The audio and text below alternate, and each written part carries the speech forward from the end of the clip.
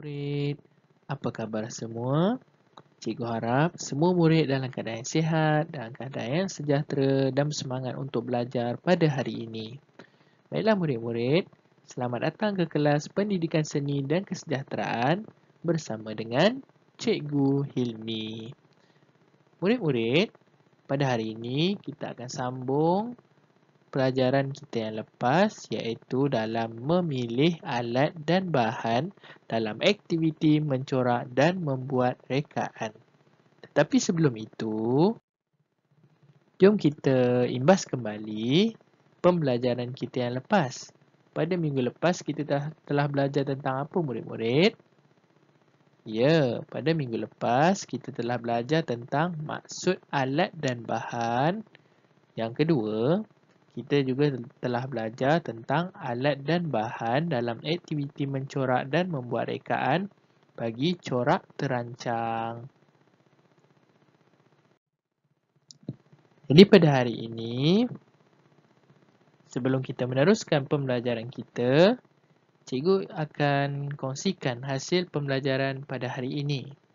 Yang pertama, murid dapat mengenal pasti alat dan bahan dalam aktiviti mencorak dan membuat rekaan dengan baik. Yang kedua, murid dapat menamakan alat dan bahan dalam aktiviti mencorak dan membuat rekaan dengan betul. Isi kandungan pembelajaran kita pada hari ini pula ialah yang pertama, mula-mula kita akan belajar tentang alat dan bahan dalam aktiviti mencorak dan membuat rekaan bagi corak tidak terancang. Kemudian selepas itu, yang kedua, kita akan menjawab latihan.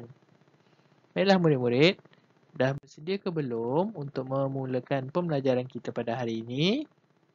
Kalau dah bersedia, jom kita teruskan dengan pembelajaran kita pada hari ini yang bertajuk alat dan bahan dalam aktiviti mencorak dan membuat rekaan bagi corak tidak terancang.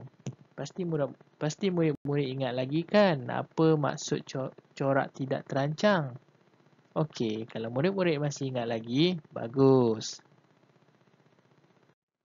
Sekarang kita akan lihat apakah alatan dan bahan yang digunakan dalam menghasilkan corak tidak terancang.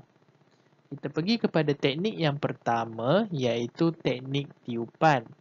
Okey, seperti yang murid-murid dapat lihat di sini, untuk teknik tiupan, alat yang digunakan adalah yang pertama ialah pelet. Manakala yang kedua ialah berus warna. Bahan yang digunakan dalam teknik tiupan pula ialah yang pertama, kertas lukisan. Yang kedua, warna air. Yang ketiga, penyedut minuman ataupun straw. Yang keempat adalah air. Berikut adalah contoh bagi corak tidak terancang bagi teknik tiupan. Nampak? Menarik kan? Sekarang kita pergi pula kepada teknik yang kedua dalam corak tidak terancang, iaitu teknik renjisan. Okey, alat yang digunakan adalah yang pertama adalah berus warna. Yang kedua adalah pelet. Bahan yang digunakan dalam teknik renjisan pula adalah yang pertama, kertas lukisan. Yang kedua adalah warna air.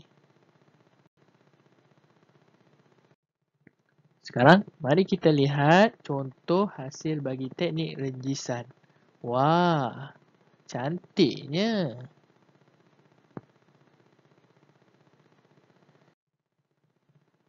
Kita pergi kepada teknik yang ketiga dalam corak tidak terancang, iaitu teknik percikan. Alat yang digunakan dalam teknik percikan yang pertama adalah berus warna. Yang kedua, sikat. Yang ketiga, berus gigi. Dan yang keempat, pelet. Bahan yang digunakan dalam teknik percikan ialah yang pertama, warna air. Dan yang kedua adalah kertas lukisan. Bagaimanakah contoh teknik percikan? Jom kita lihat. Berikut adalah contoh bagi teknik percikan. Nampak? Menarik kan?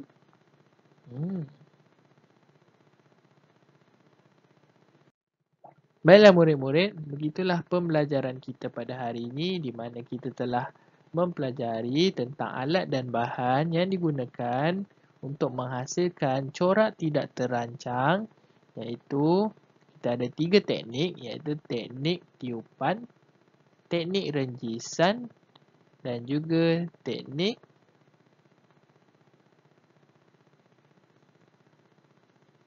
percikan. Okey, bagus murid-murid. Baiklah, cikgu ingin mengucapkan terima kasih kerana menghadirkan diri pada kelas pada hari ini. Semoga kita berjumpa lagi di kelas yang akan datang dalam topik yang baru pula. Jumpa lagi murid-murid.